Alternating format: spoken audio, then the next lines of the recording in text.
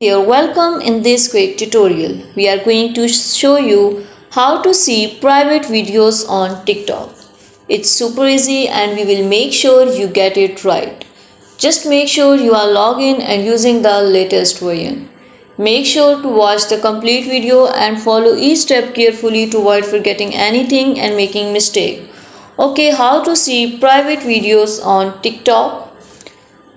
You have to click on the TikTok app. If your account is private, you can see your videos here. Click on the profile icons and all of these videos are being private because my account is private. You can see here your account is being private.